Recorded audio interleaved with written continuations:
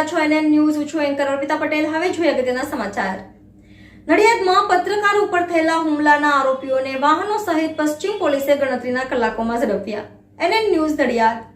દર્શક મિત્રો, તમારી આસપાસ બની રહેલી અવનવી ઘટનાઓ વિશે જાણવા માટે NN ન્યૂઝને લાઇક કરો, શેર કરો, સબસ્ક્રાઇબ કરો અને બેલ આઇકન પ્રેસ કરો, જેથી આપને નોટિફિકેશન્સ મળતી રહે. ફરિયાદની અંદર ફરિયાદીને એક આરોપીનું નામ, ટૂંકું નામ વિકી તરીકે ધ્યાનમાં હતું, એ મેન્શન કરેલું. અને ત્યારબાદ આ બાબતને ખૂબ ગંભીરતાથી લઈ અને LCBની અને લોકલ પોલીસની અલગ અલગ ટીમો બનાવી CCTV ફૂટેજ અને અન્ય રિસોર્સ દ્વારા આરોપીની ઓળખ કરવાનો પ્રયત્ન કરવામાં આવેલો. અને અત્યાર સુધીમાં 7 જેટલા આરોપીઓને આઈડેન્ટિફાય કરી અને 5 આરોપીઓને શરૂઆતના તબક્કે ધરપકડ કરેલી. એ 5 આરોપીઓ નામદાર કોર્ટમાં રજૂ કરી અને રિમાન્ડ મેળવવામાં આવેલા છે.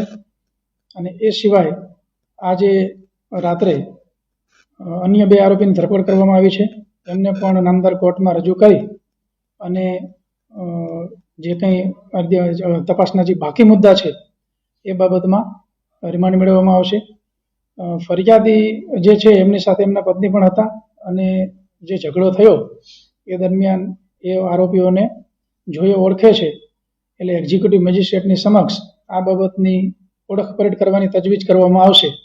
અને અન્ય જેટલા સાયન્ટિફિક અને જે નજરે જોનાર અન્ય લોકો હશે, કારણ કે જાહેર જગ્યામાં બનાવ બનેલો છે એટલે એ પણ હાલ તપાસ કરી રહ્યા છીએ કે આજુબાજુમાં જે લોકો એકઠા થયેલા હતા, અન્ય વ્હીકલ પણ ત્યાં ઊભા રહેલા હતા, એ લોકોની ઓળખ કરી અને વધારેમાં વધારે શાહેદો મળે અને સારા પુરાવા મળે અને આરોપીની વિરુદ્ધના જેટલા મજબૂત પુરાવા મળે તો સારી રીતે કાર્યવાહી થઈ શકે અને સારી રીતે તપાસ થઈ શકે. જી સર, એમને શિક્ષણ અત્યારે એમને જે ડૉક્ટર પાસે ટ્રીટમેન્ટ કરાવી છે સર્ટિફિકેટ પોલીસ દ્વારા મેળવવામાં આવેલું છે.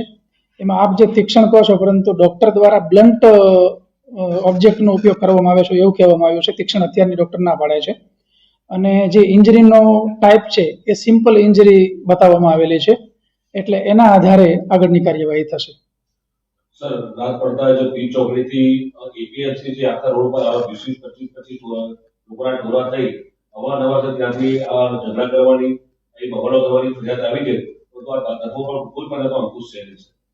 ના, એ આપની વાત સાથે હું એટલા માટે સહમત નથી કે આવી કોઈ ફરિયાદ અગાઉ મળી નથી અને આપને મળી તો એક જવાબદાર નાગરિક તરીકે આપે પણ અમને રજૂઆત કરવી જોઈતી હતી.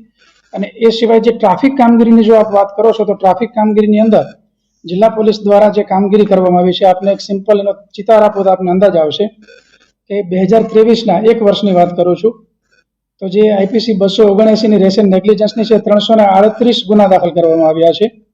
ગેરકાયદે પાર્કિંગના 265 ગુના દાખલ કરવામાં આવ્યા છે. કોઈ નિયમનો ભંગ કર્યો અને વાહન ડિટેનની જે વાત હોય તો 2753 આવા વાહન ડિટેન કરવામાં આવ્યા છે. કોઈ દારૂ પી અને વાહન ચલાવતો હોય એવા 178 ગુના દાખલ કરવામાં આવ્યા છે. ઓવર સ્પીડના 3442 ગુના દાખલ કરવામાં આવ્યા છે.